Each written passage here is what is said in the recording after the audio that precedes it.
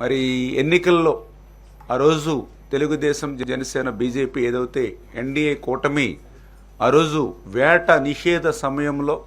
మత్స్యకారులకి 10,000 రూపాయలు ఇచ్చేటువంటి సాయాన్ని 20,000 రూపాయలకి పెంచి ఇస్తామని ఏదైతే చెప్పడం జరిగిందో,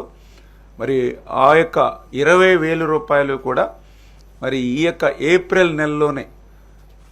26వ తేదీకి అలా ఆ రోజు మరి గౌరవ ముఖ్యమంత్రి చంద్రబాబు నాయుడు గారు కూడా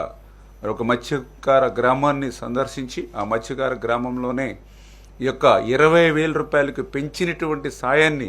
వేట నిషేధ కాలంలో ఎవరైతే ఉంటారో వాళ్ళకి అందించేటువంటి ప్రక్రియ కూడా ఆ 20,000 సాయం ఈ యొక్క ఏప్రిల్ 26వ తేదీన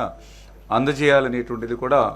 ఒక నిర్ణయంగా మరి భావించడం జరిగిందని చెప్పి కూడా మీ ద్వారా కూడా తెలియజేసుకుంటూ. చూసారు కదండి, మరి ఈ వీడియో కనుక మీకు నచ్చినట్లయితే ఒక లైక్ కొట్టేసి మీ అభిప్రాయాన్ని కూడా కామెంట్ బాక్స్ లో తెలియజేస్తూ ఇలాంటి ఇంట్రెస్టింగ్ అప్డేట్స్ కోసం మా ఛానల్ ని సబ్స్క్రైబ్ చేసుకోండి.